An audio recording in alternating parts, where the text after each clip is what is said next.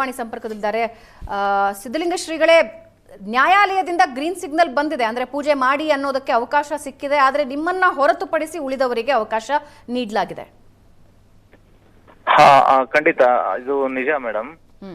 ಏನಾಗಿದೆ ಅಂದ್ರೆ ನ್ಯಾಯಾಲಯ ತೀರ್ಪು ಏನೇ ಬರ್ಲಿ, ಪೂಜೆಗೆ ಅವಕಾಶ ಸಿಕ್ಕಿದೆಯಲ್ಲ, ಇದು ನಮ್ಗೆ ಒಂದು ದೊಡ್ಡ ವಿಜಯ. ಕಳೆದ 2 ವರ್ಷ ನಮ್ಮ ನೇತೃತ್ವದಲ್ಲಿನೇ ಹೈಕೋರ್ಟ್ ಆದೇಶದ ಮೇರೆಗೆ 15 ಜನರೊಂದಿಗೆ ಹೋಗಿ ನಾವು ಪೂಜೆ ಪುನಸ್ಕಾರಗಳನ್ನ ಮಾಡಿದ್ವಿ. ಈ ಬಾರಿ ಕಾನೂನಿನ ತೊಡಕು ಇರುವುದರಿಂದ ನಮ್ಮನ್ನ ಹೊರತುಪಡಿಸಿ ಯಾವ ಕಾರಣವನ್ನ ಮುಂದಿಟ್ಟು ನ್ಯಾಯಾಲಯ ನಿಮ್ಮನ್ನ ಹೊರತುಪಡಿಸಿ ಉಳಿದವರಿಗೆ ಅವಕಾಶ ಕೊಟ್ಟಿದೆ? ಒಂದು ಕೇಸ್ನ ಬಗ್ಗೆ ಏನು ಹೇಳ್ತಾ ಇದ್ರು ನಮ್ಮ ರಿಪೋರ್ಟರು. ಹೌದೌದೌದೌದು, ಅದು ವಕ್ಫ್ ಬೋರ್ಡ್ ನಲ್ಲಿ ಈ ಕೇಸ್ ನಡೀತಾ ಇತ್ತು.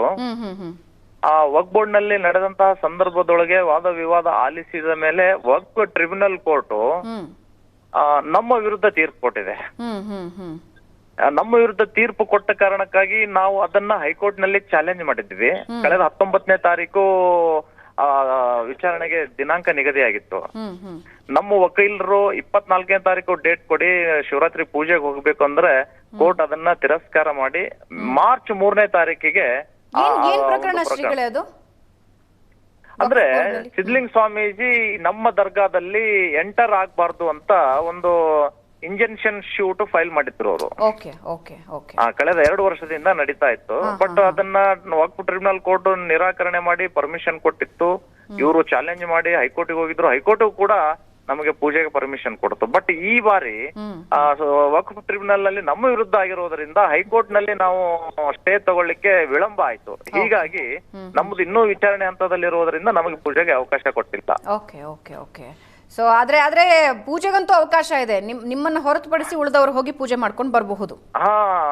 ಮೇಡಮ್, ಅದು ಅಂತೂ ನಮಗೆ ಒಳ್ಳೆ ವಿಜಯದ ಸಂಕೇತನ. ಇನ್ನೂ ಒಂದು ನಮಗೆ ಏನು ಅಂದ್ರೆ, ಕೋರ್ಟ್ ಕಮಿಷನ್ ನೇಮಕ ಮಾಡಿತ್ತು. ಅಲ್ಲಿ ನಿಜವಾದ ಲಿಂಗ ಇದೆಯೋ ಇಲ್ಲೋ ಪರಿಶೀಲನೆ ಮಾಡಿ ವರದಿ ಕೊಡಿ ಅಂತ. ನಿನ್ನೆ ಒಬ್ಬ ಕಮಿಷನ್ ಅವರು ಹೋಗಿ ಅದನ್ನ ವೀಕ್ಷಣೆ ಮಾಡಿ ರಿಪೋರ್ಟ್ ಹಾಕಿದ್ದಾರೆ. ಅಲ್ಲಿ ಶಿವಲಿಂಗದ ಮಾದರಿಯಲ್ಲಿ ಇದೆ, ಪೂಜೆ ಆಗ್ತಾ ಇದೆ ಅಂತ ಕೊಟ್ಟದ್ದು ಇನ್ನೂ ನಮಗೆ ಬಲ ಬಂದಿದೆ.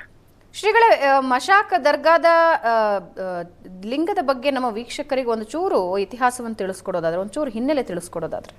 ಮೇಡಮ್, ಲಾಡ್ಲೆ ಮಶಾಕ್ ದರ್ಗಾಕ್ಕಿಂತಲೂ ಮುಂಚೆ ಅಲ್ಲಿ ಒಂದು ಕಾಳಿಕಾ ಮಂದಿರ ಇತ್ತು, ಬಹಳ ದೊಡ್ಡ ಕಾಳಿಕಾ ಮಂದಿರ. ಆ ಕಾಳಿಕಾ ಮಂದಿರವನ್ನ ಈ ಮೊಘಲರು ನಿಜಾಮರ ಕಾಲದಲ್ಲಿ ಹೊಡೆದು ಹಾಕ್ಬಿಟ್ರು.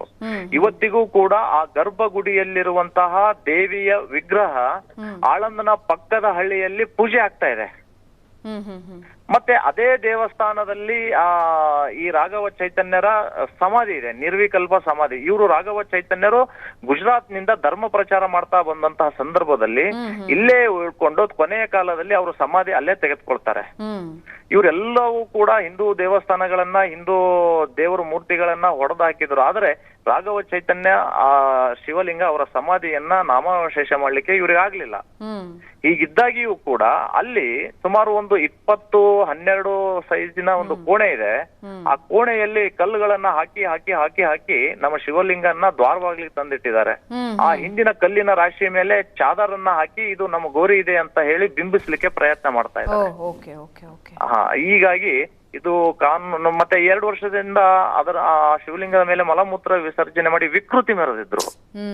ಅವಾಗ ನಾವು ಇದನ್ನ ಶುದ್ಧೀಕರಣ ಮಾಡಬೇಕು ಅಂತ 22 ಜನವರಿಯಲ್ಲಿ ಕರೆ ಕೊಟ್ಟಂತಹ ಸಂದರ್ಭದಲ್ಲಿ ಗಲಾಟೆ ಆಯ್ತು. ಕೆಜೆಹಳ್ಳಿ ಡಿಜೆ ಹಳ್ಳಿ ಮಾದರಿಯಲ್ಲಿ ಸರ್ಕಾರಿ ಮತ್ತು ಜನಪ್ರತಿನಿಧಿಗಳ ಮೇಲೆ ದಾಳಿ ಆಯ್ತು. ಅಂತೂ ಇವಾಗ ಪೂಜೆಗೆ ಅವಕಾಶ ಸಿಕ್ಕಿದೆ. ಧನ್ಯವಾದ. Thank you madam, thank you.